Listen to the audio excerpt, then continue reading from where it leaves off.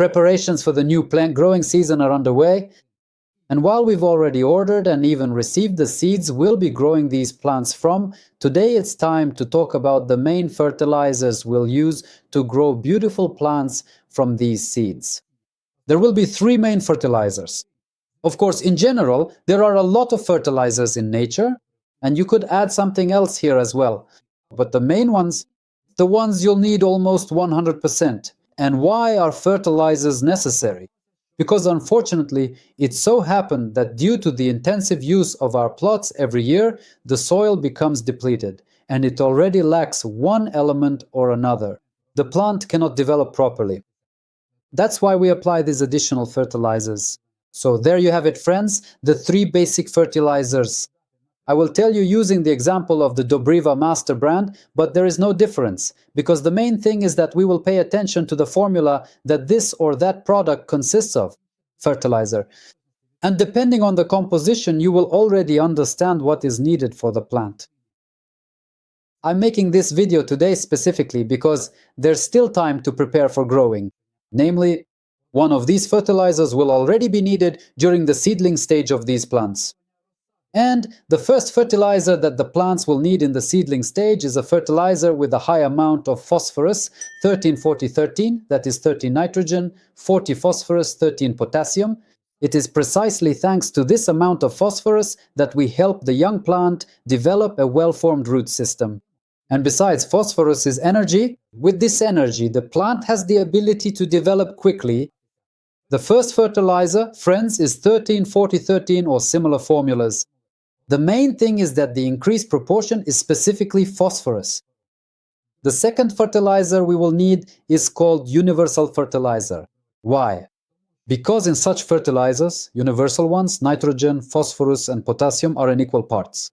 In our case, it will be this fertilizer, with a formula of 20 nitrogen, 20 phosphorus, 20 potassium, or 18-18-18 or 16-16-16. Whichever fertilizer you have, this kind of formula will be needed during the middle of the plant's growing period. The first stage of development is the seedling. The second stage is from seedling to the beginning of fruiting. And this is exactly the second phase. From the seedling stage to the beginning of fruiting, we will mostly use a universal fertilizer.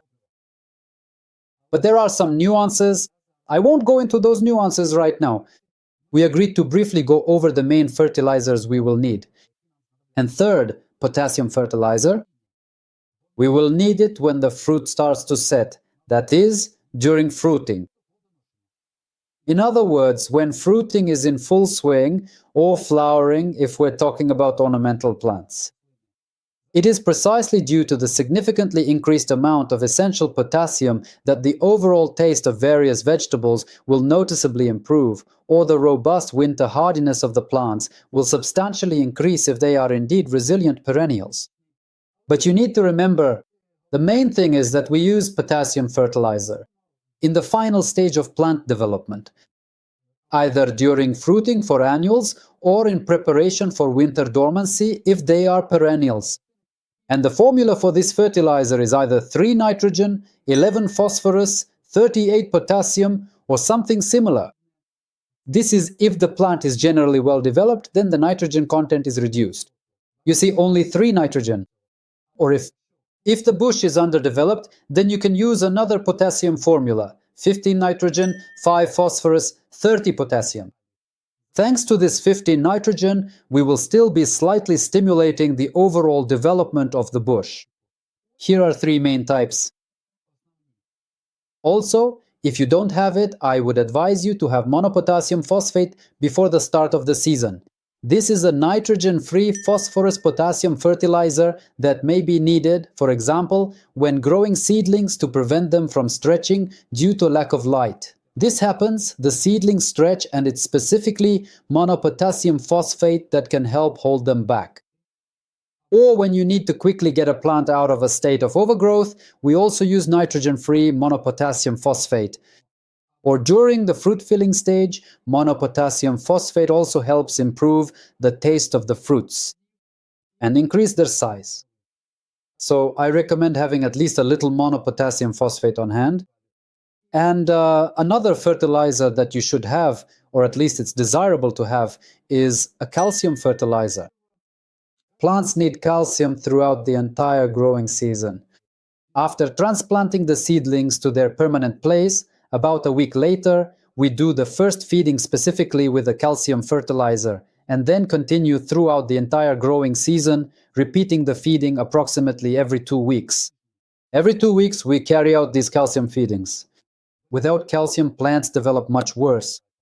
These are the fertilizers I wanted to talk about in this video, the ones we will need for growing plants. Of course, there are many other fertilizers, and they might also be needed, but that will be a separate topic if necessary. If we find ourselves needing them as we go through this season, I will definitely mention it and make a video about it saying, friends, here is such a problem. I see that the plant is lacking something, so we need to adjust and use this particular fertilizer. Well, we will have the opportunity to correct this, so everything will happen in its own time, as they say. If you need these fertilizers, of course, I will leave a link to each of them in the description under this video, starting from 200 grams. You can place an order and Tetiana Viktorivna will quickly send them to you. This is where I will end this video. I wish you all beautiful plants, strong health, and peaceful skies above your heads. Goodbye.